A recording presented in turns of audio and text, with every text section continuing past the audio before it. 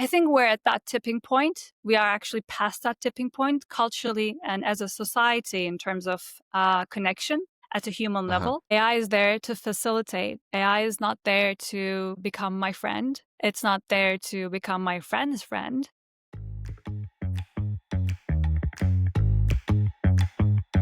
Hello, Jules. Welcome to the Changing Shapes podcast. So glad to have you here. This is a real treat to be able to talk to you since we talked about Village with Hiba on a previous Wish I Thought of That episode.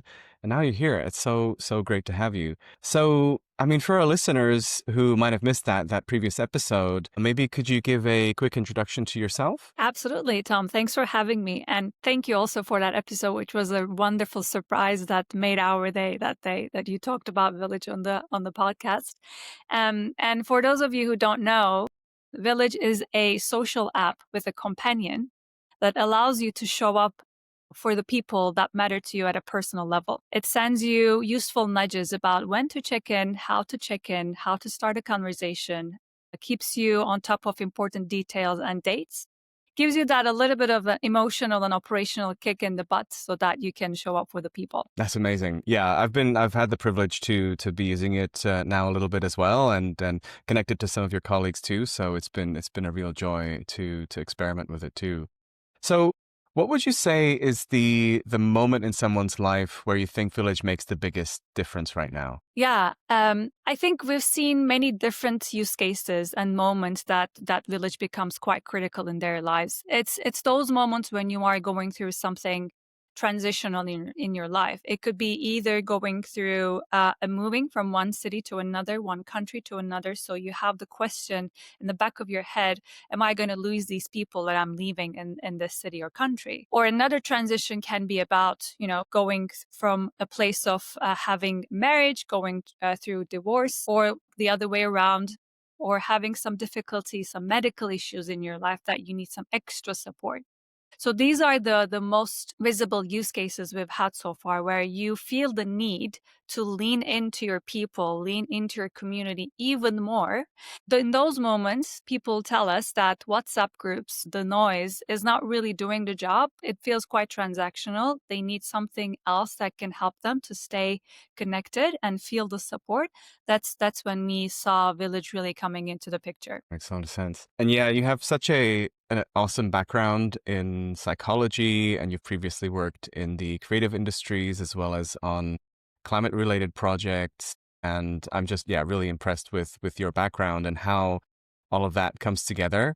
And you've been exploring the root causes for systemic problems like both the climate crisis as well as the loneliness epidemic, which are such huge parts of what I think our generation is thinking about and experiencing. And so, when did the aspect of the loneliness epidemic, when did that stop being a set of interests and actually start to turn into a product that you felt that you had to build? So, where was that spark where, like, okay, this problem needs a solution in a product? Yeah, that is a big question. That is probably about many different moments in my life that I've carried with me, or many different problems that touched me personally and also professionally. And the moment it started to come together, I think I was at a sabbatical, and I was ready to make a transition in my career. And I had given myself the time to read more about the connection between human relationships and the broader systemic crisis that we see in the world, from the loneliness epidemic, the climate crisis, the political polarization. And there's a really strong connection between all of them. It comes down to how safe we feel, how emotionally regulated we are, how much we can lean onto our communities, and how can we also act in smaller circles and be more resilient as a larger society. So it's like in different kind of layers. There are many different ways these healthy relationships can show up. And the lack of it also shows up in many different systemic problems. So I was reading about that. And I also started to think about what's missing in my personal life. And I was lucky to have a life of living in many different countries, studying abroad. And as a tax of that, you start to have really good friendships, but they're all over the world. And same with family. And that requires effort to maintain those relationships. You need to check in, you need to remember things, you need to stay on top of them. And then it's so easy to lose them if you don't do any of those. I was thinking about these broader problems, my personal life, and then it was quite frustrating to me at a moment when I realized that I had in my personal career many different tools that I use for productivity that allowed me to reply to every email, that allowed me to know what's going on in the workplace and in my client's life. But in my personal life, we were just left alone. That you just have to take notes somewhere or take reminders somewhere. I found that really frustrating and odd, to be Mm. honest.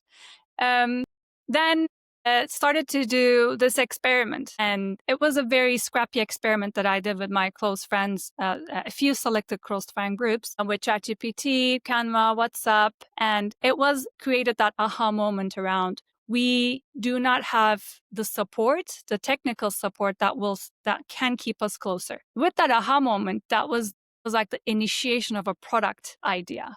So I knew the problem was there. That experiment gave me a sense that currently, technically, with this super machine called AI, we can actually solve certain human limitations that prevent us from having better relationships. So it's there. This can turn into a product. And then I think the last bit of that was to look at it from a business perspective. I'm looking at the problem size, looking at who has this problem, who would be willing to pay for this, doing an entrepreneur residency program. It was really gradually starting from the main problem, seeing that this could be a product opportunity, seeing that this could be a big business opportunity. I was already in a place that I'm okay to make a transition in my life. And then it all happened.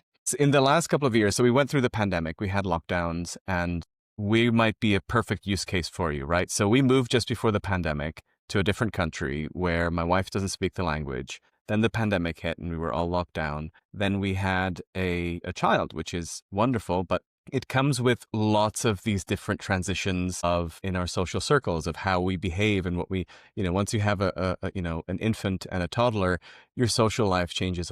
I find it really fascinating how Village sits within the space that it is a place where we go to, which is a digital interaction, but it's adding those deeper thoughts and questions that we have to our friends that we're making and the connections that we're making. And I think it really goes to show that your background in psychology is coming through there.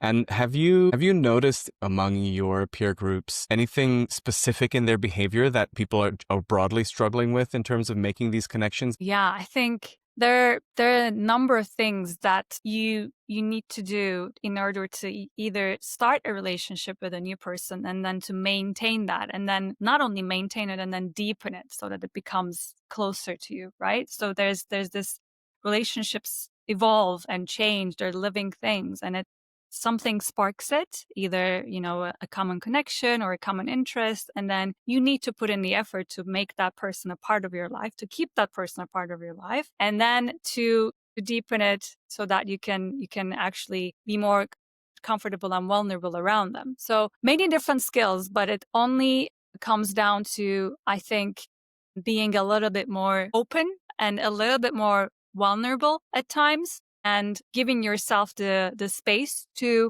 share more about your Mm. personal life so that that person can get to know you, so that that person can understand from which point that you can connect with one another. And then this is fundamental in a new relationship, and it needs to be reciprocal, right? And then when you think about the relationships that has already started, that you carry with you throughout life, that vulnerability and that openness, and not having this in like once in 10 years, but keeping it at a regular cadence, is ultimately key to having a healthy relationship, because you are connecting from a very personal level, not from a transactional level. That Mm. vulnerability in terms of what's going good in your life, what's not going well, not so well in your life. What problems are you dealing with? How are you showing up in those moments? What do you need? Is there anything that I can do for you as a friend or a family member or someone that you regularly run with? So that is fundamental. And I think as you mentioned COVID, and then lives becoming a lot more, faster, mobile. we kind of lost a little bit of that vulnerability along the way. And I think this also goes back to why village is called village. Because back in the day, I've never lived in a village, so I wouldn't know. But it looks like we didn't need to plan to meet one another because we were just like living in small communities. So it was very natural for you to see someone who was having a high day or a low day. You were naturally a part of their lives, and that was a natural relationship that you carried throughout your life. But our lives, technology entered, we're a lot more mobile, faster, busier. It just scattered us, both from a physical standpoint and well, also from an attention standpoint, right? So that kind of broke that natural closeness and vulnerability element that's required to start and maintain and deepen a relationship. This is something also tricky to do in a digital product. So I'm talking about vulnerability, and I'm gonna hand it over back to you, but it's the level of vulnerability that you can have in different relationships. It's also quite unique to that relationship and where you are in that moment. Yeah, and that you really resonate with the way that you describe it is so clear, and it really resonates with what I think is the cultural zeitgeist, right? So like books, I was recently doing a little bit of a deep dive into David Brooks' How to Know a Person, and a lot of those points that you mentioned around vulnerability and bringing that forward, and also but allowing the space for it is something that I think, yeah, I think you really hit the nail on the head. It's such an important part of making those connections. But when you talk about how to do it in a tech product, that's the fascinating bridge to make. And I love it. As you know, I love building products, and I think there's always a space to experiment there. And I think, as you know, that the metrics that you choose to track are the definitions of the outcomes you'll achieve. So maybe we can talk a little bit about how you do that, because I think there is an element to thinking about, vulnerability feels like such an emotional part. How can you possibly measure vulnerability? So maybe let's split it into two sides, the human and the business side of what kind of metrics you look at. So maybe let's start with the person. What does a great week for a person with Village look like? So for a real user, what are they doing? What are they seeing? How would they say, this was a great weekend? I could really see how Village tapped into the things that I needed. Yeah, absolutely. I think on top of vulnerability, it also comes down to frequency of contact, and doing it regularly, and reciprocity. So we're kind of creating a product that is bundling all of them together, allowing you to giving you a private space so that you can share, sending you enough nudges so that you can check in, and then giving you enough tools so that you can do it frequently and in moments that particularly matter. So for a person who is using Village, what a great week looks like is getting really kind and useful nudges around, you should check in with Thomas today because maybe something is going on in his life that he needs a little bit of a support these days. Maybe another nudge can be about another person or a friend group that can tell this person that this group has been quiet lately. Why don't you ask about the upcoming season? What's everybody's travel plans? So it gives you the tools so that you can show up in a way that's contextual to that person's or that group's lives. And if someone says that this has been a great week, that means that they showed up and then they have felt the positive effects psychologically and physiologically. The effects of showing up and feeling a little bit more connected and feeling like they're ready to show up again next week. It's not to a point where you feel socially drained. We're also trying to find the ways that it can align with your social battery. But that will be a great week for you to do certain things that will make you feel better as a human because you feel more connected. Yeah, great. And so the difficult part is there to also make sure that, you're a business, you need this to exist. And so how are you measuring success as a business in a way that stays aligned with that user outcome? Yeah.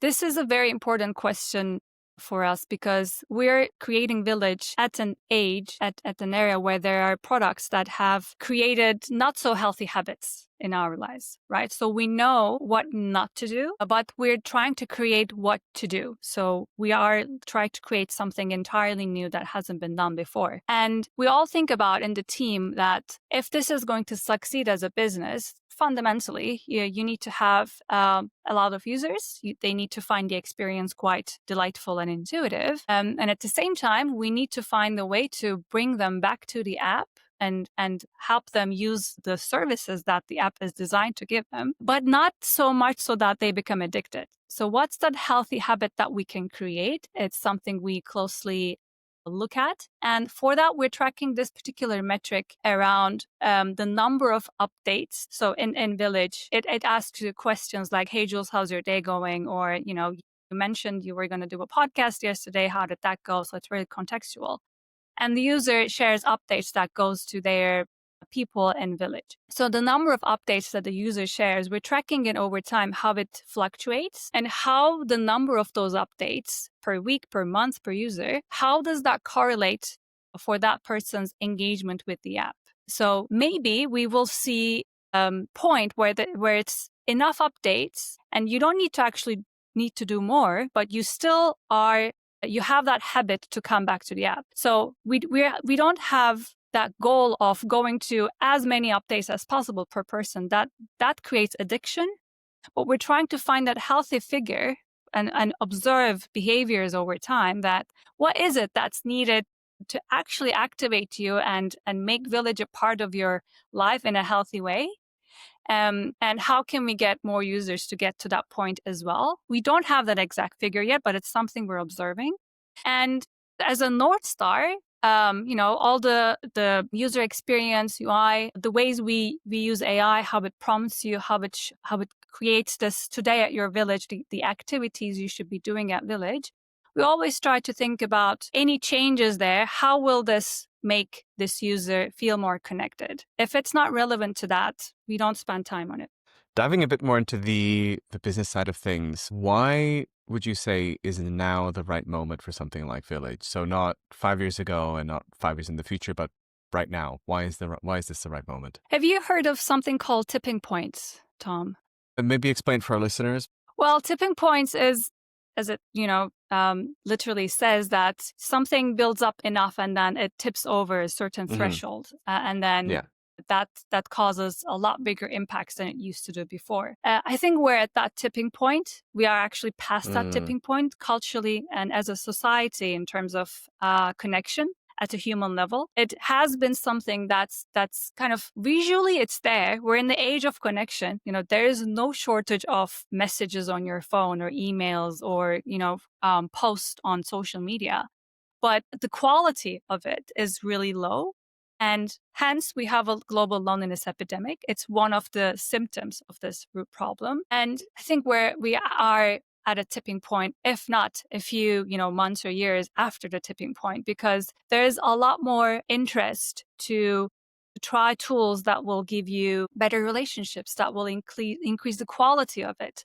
You can see it's not just Village, all the category around dating apps, socials, finding new people in your city to be friends with. There's a lot that is bubbling right now, and these will slowly come up to the surface. Globally speaking, it already has in certain markets. So it is definitely the timing is right, as they say. And when you're starting a business, timing is one of your either biggest friends or enemies. I think for us, it's the right time because of that cultural timing. And one more important thing is AI. We wouldn't be working on Village if it wasn't for AI becoming ubiquitous in our lives. We are all so used to the benefits of AI in our personal and professional lives. And one other area that it applies to is our personal relationships. So even the first a really scrappy prototype that I did at home was to eliminate human limitations in relationships with AI. And then we're turning that into a product. It is actually quite magical what you can do with it if you can build the right emotionally resonant experience around it. I think you're absolutely right with that tipping point. And I think it's, to a degree, we can sense that not just in the space of digital products and everything. I think we sense that culturally overall. It feels a bit scary even. I think it's a huge tipping point everybody can feel. And I think the way you describe it is almost a no-brainer. And I think from taking that back to product, I do believe that with the products that we're using, we are so connected with content, and it's just mostly with our social media, we're just connected with content that somebody we don't know is producing. That's most of what we see. And sometimes it's Yeah. not even produced by a human. So I think that feeling is there. And I think my personal belief is that products that have an impact in real life, like yours, where it's not something, I'm not going to my phone to do something on my phone. I'm doing something that will have a real world impact on my my friendship circles, on the people that I'm connected with. And I think the brilliant thing about Village is that you have that IRL real impact that you're bringing to people, and that's why people want to use it. Are there other deeper moats that Village is building that will make people use it go beyond that, or is that a main one that I might be tapping in?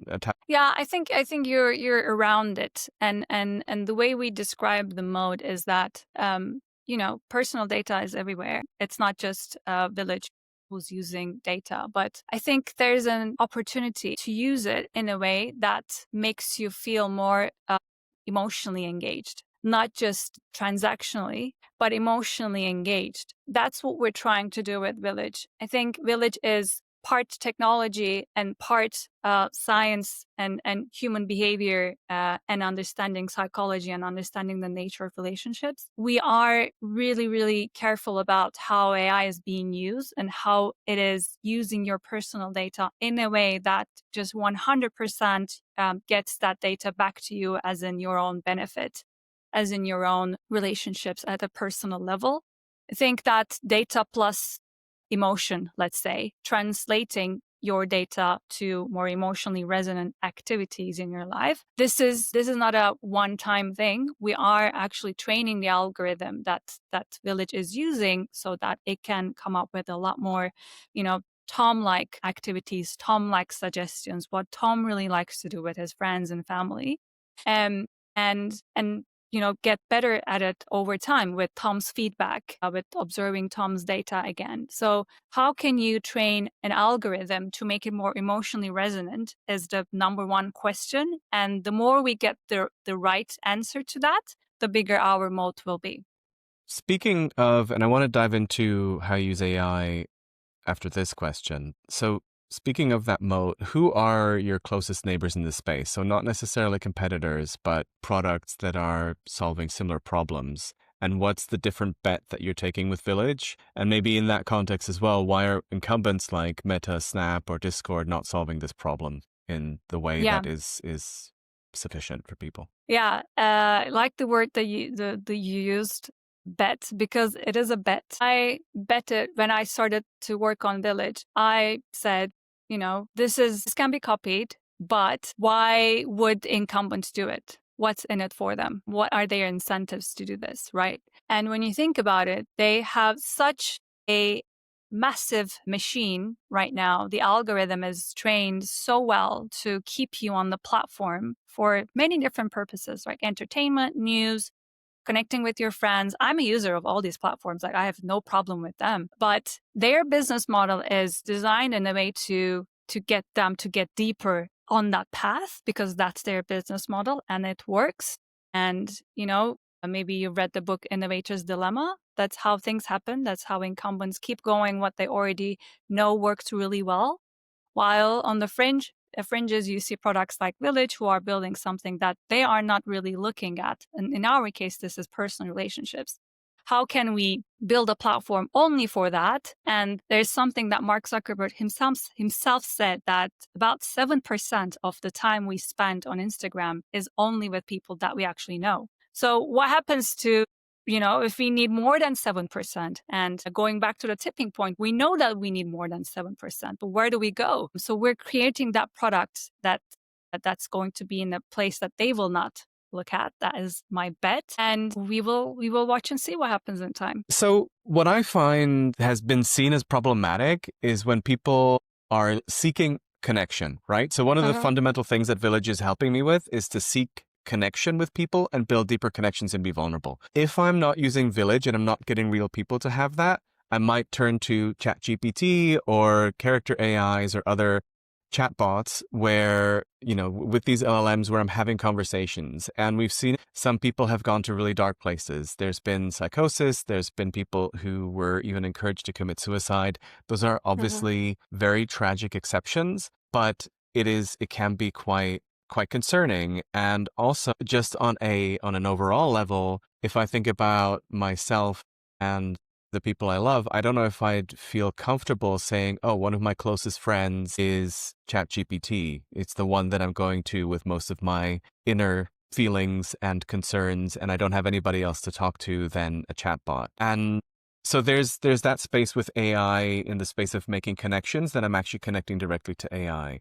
And I also see that your mission is to help people actually connect and be the Mhm. ones where we can be vulnerable with. But also, you are using AI that is looking at what entries am I making. So, my feeling is, and correct me if I'm wrong, or maybe you can elaborate on what is the AI there for exactly, and what is it not doing? Because my feeling is that the AI is looking at the things I'm saying and the ways I'm reaching out and noticing patterns and just giving a nudge of, oh, giving a nudge to maybe, if we were connected on Village, you'd get a nudge saying, you know what, Tom's been going through something hard or it's been an exhausting week, maybe reach out to him. So it's not replacing the vulnerability, it's enabling that Mm. space of vulnerability and Mm. connection. Is that an accurate description? And yeah, going back to what is the AI there for and what is it not doing so that we find that balance of not following into the traps that maybe some of these other Yep. Yep.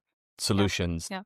are doing. Absolutely. There's a single word answer to that. It's facilitation. AI is there to facilitate. AI is not there to become my friend. It's not there to become my friend's friend. It is just there to nudge us at the moment we need to be nudged so that I can remember to share something. Remember, we talked about what goes into a good relationship that we kind of lost the habit of. I need to share something from my life, and they need to share something from their life. So AI is there to facilitate that conversation by sending really relevant, sometimes really like simple, hey, how's your day going? Or, you had a great run yesterday, still feeling the high from that. What's emerging today? What's going on? Or sometimes a little bit deeper if you shared something that's a little bit deeper. So AI is there to facilitate, to get that information from me so that it could be shared with people in my village to the extent that I allow it to. And then its job is to look at what these people are doing, what's their relationship like. Are we in a group? Are we like in the broader village? So this goes back to the different social mechanics in the app, but then it becomes like making connections between this group, this person and that person, maybe multiple groups over time. So it's just there to identify patterns, identify what's the current state and what's the ideal state for a relationship for that person. And then connect those dots. And we have a long way to go to understand what is it that really makes Tom happy, for example. I think AI is also a very crucial, but also still, you need to train it, crucial tool that gives us the ability to personalize these experiences. But its only job is that. A lot of people have challenged me to, like in any other founder, when you're starting out, people have ideas, opinions, and you hear them. It's just so why don't I just talk to AI? The usual cold start problem in a social app instead of having like a empty village. Why can't I just be friends with AI? Maybe. I don't know. I don't have all the answers, but we'll not prioritize that until we see a very, very clear need for it. That is in line with what we're trying to do, because otherwise it just becomes you talking to AI, and there are others who are doing it better than we do. So what's the point? I love the idea that the how you describe it, that the AI is facilitating that connection and looking at and kind of looking over your shoulder to see those patterns. Maybe you guys are in a group that's always talking about, I don't know, tennis, and no one has time to think about how this group can come together around tennis. Maybe you're in different places, maybe two of you are in the same city. It can tell you how to connect in real life. I don't want anyone to walk away from this session to be like, Village is only about digital moments. We're actually trying to recognize patterns and give suggestions to also connect you in real life. Some Hmm. people who use Village just use it a few times a week, and it's enough for them to figure out what needs to be done for the people in their village, and then they meet in real life. They've started rituals in real life. Hmm. But it's those patterns and relationship opportunities to be recognized by AI as the primary objective. And so, speaking of, you mentioned how different people are using it. If Village wins, what would you say changes in people's everyday habits, or like what's the behavior shift you're expecting? So you mentioned that some people might tap in. There might probably are different groups and different ways that people use it. What have you observed so far, and what are you aiming for? I think there's this guilt we all have somewhere in some shape or form. We forget we mean to, but we postpone, just checking in on very close friends, family. It's just a part of modern day life, right? We all have it. I haven't met anyone who hasn't have that. So not having that guilt would be a good place to start from. And what does it mean if you don't have that guilt? It means that you've connected with people, you've shared something, you know how they are, they know how you are. And then if you were lucky, you maybe did something together digitally in real life, right? That has tremendous benefits for you physically, psychologically, as a group, as a society in the bigger picture. You know how I always think in systems, right? So we actually look at it as an opportunity to touch millions, if not billions, of lives. So it really changes how we feel more personally and personally safe, happy, and have higher quality of lives at the bigger scale. That's the big vision. I've definitely fallen into the category of needing Village in my life. So, the less guilt, the better. And so, to achieve that in the next year and a half, what are the key product questions that you want Village to answer, and what's sort of the most crucial to get right in order to get to the next step? Yeah. I think as any social tool, we need to be really smart about our growth loops. What if Tom starts to use Village for his own motivation, whatever that may be? It changes from person to person. How can we make it very easy for Tom to bring friend group number 1, 2, 3, family group 1, or maybe individuals? How can we make it super simple? It's very important for us. That's one thing. And that's, for any social app. But for also what Village is trying to do, what matters is that we can train AI to understand different circles and different types of relationships. So when you look at science, this classic number from 5 to 20 to 150-ish people is the human limits of having relationships that you care about at a personal level. So how can we create a place that can be personalized, that adapts to the changing nature of those relationships? Sometimes we have people who are quite close to us in location A, and then you move to location B and your circle changes. How can AI understand these dynamics, these changes? How can we create a more organic social space with this super tool that we have? Is definitely a product challenge, an opportunity that we have, because we don't think of Village as a place for only like your 3 to 5 friends. We see it as a place that you can stay on top of all of those relationships that matter to you at the personal level. And we need to be ready at a product level to adapt to those changes. That's a lot of goals for the next short amount of time. What about the next 5 years? What's the sort of ambitious vision where you want to be in what is it, 2030? Oof, 2030, huh? I think in the bigger picture, we see it as a tool in the back of it as a relationship operating system. If we can crack Tom's relationship with 5 to 150 people, it is a system that can be applied to different contexts. So in 5 years, if we're lucky, maybe in a few more years, we also see implications of Village use cases. It can be helpful in work context as well. We currently use it as a team. Our team is scattered across to 4 countries. It is very helpful for us to know what's going on in each other's lives at a personal level. We don't do a product daily and talk about how Tom's day went, but I know how things are, happening. If there's a particular high or low moment from Village, and it's really helpful for a team like us to, just be humans and be connected. That's really exciting. Yeah, looking forward to seeing how that evolves. That's a really cool angle. So long term, and you mentioned relationship operating system, which is I love that term. Long term, what does a paying customer look like, and what are they paying for to get out of this relationship operating system? Yeah, I think you're touching on one of the other challenges of a social network, which is how do you get people to pay for this? And this is one of the big bets that we're making at Village is that if you give people a good experience, and we can see people are already willing to pay for AI products, right? You can see this in many different categories from ChatGPT, personal use, from like video apps, many other apps and other desktop products as well, is as long as the benefit's there and people can get to it fast, people will be willing to pay for it. And in this case, what we would like to do, going back to our moat, using data for a more emotionally engaged life, more emotionally stimulated, more emotionally resonant experience on the product, I think that is something to pay for. That's what we're trying to create.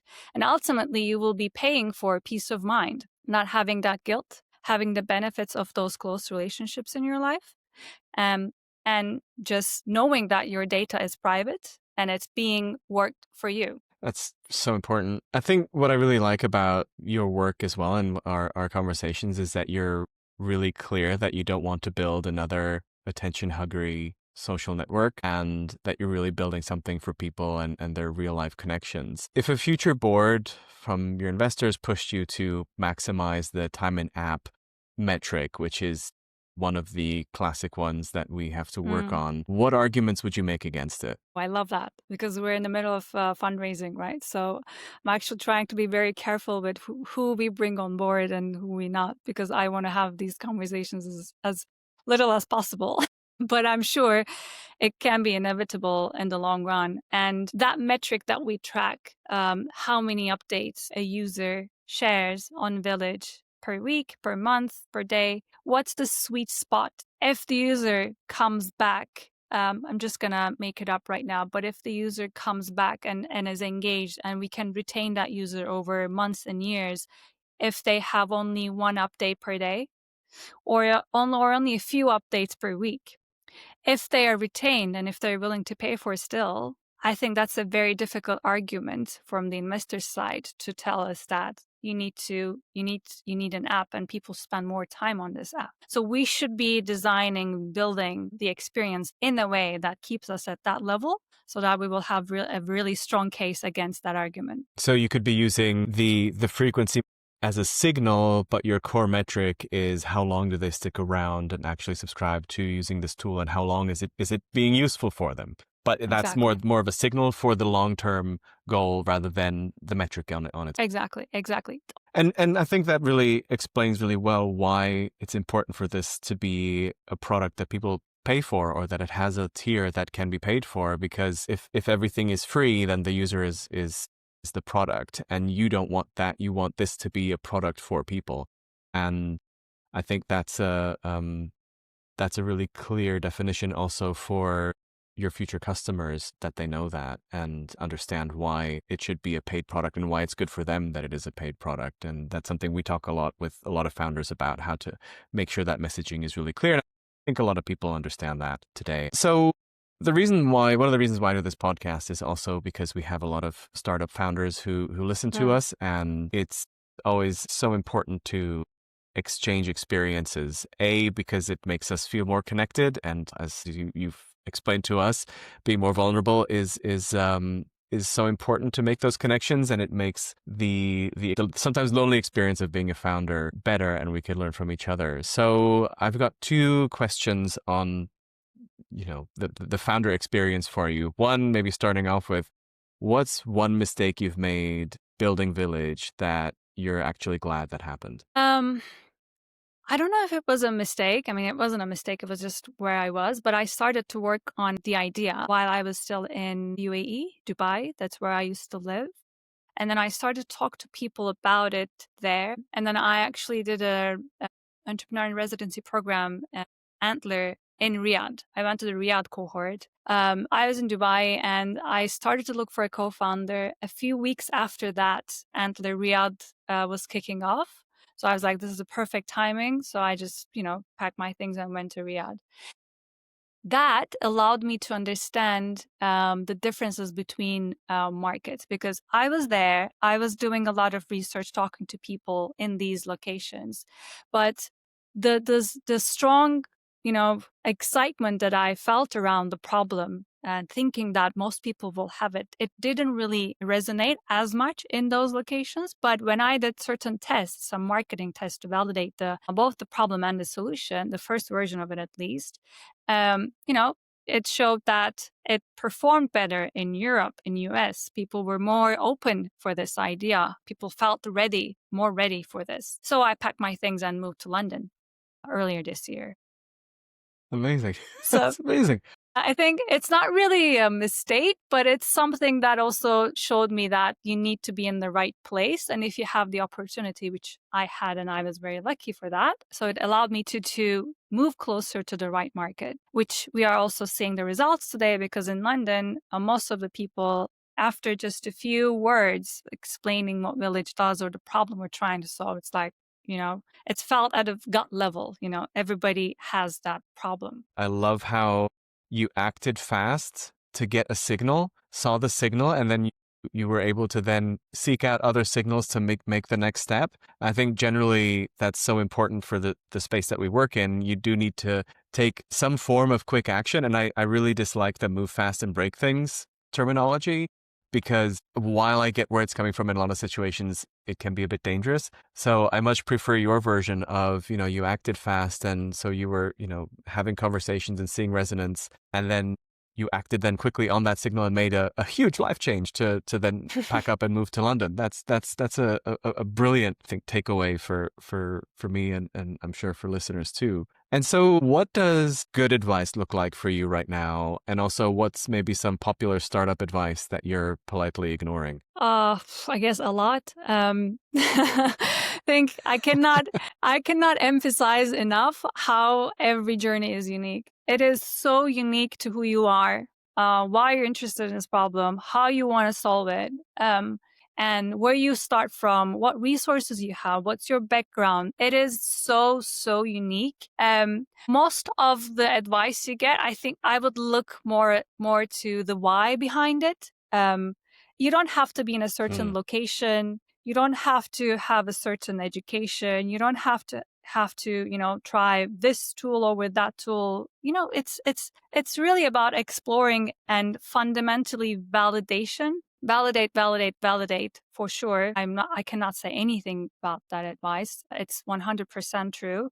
But if you have validation, trust that and keep going, no matter what other circumstances in your life doesn't resemble the perfect Silicon Valley founder. Just keep going and build on that validation. Try to get bigger, stronger signals and do it consistently. Yeah, I love that. Sometimes you really need to ask why a few times to really understand where they're coming from. Absolutely. Something that applies to B2B context doesn't apply to B2C sometimes. Something that sometimes a founder has, two exits before this third company. So their situation is very different than a first time founder. So you need to understand the context of every advice. Without that, you're just lost. Yes. And the time of when you're founding, what we talked about before, and what the cultural zeitgeist is. And like you said, the country where you are, how big of an impact that is. There's so many different variables. And yeah, always important to look at that from the bird's eye view.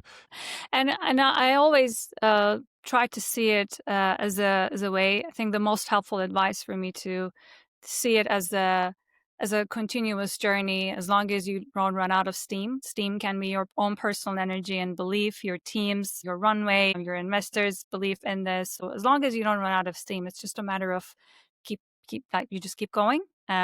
And resilience and showing up every day. Maybe one thing that I can add finally is the importance of luck. A lot of things are not in your hands, so don't worry about it. It's an often forgotten thing. And I think it's yeah, just to remember that is important, and to maybe seek out the luck, but to remember it is always on that side.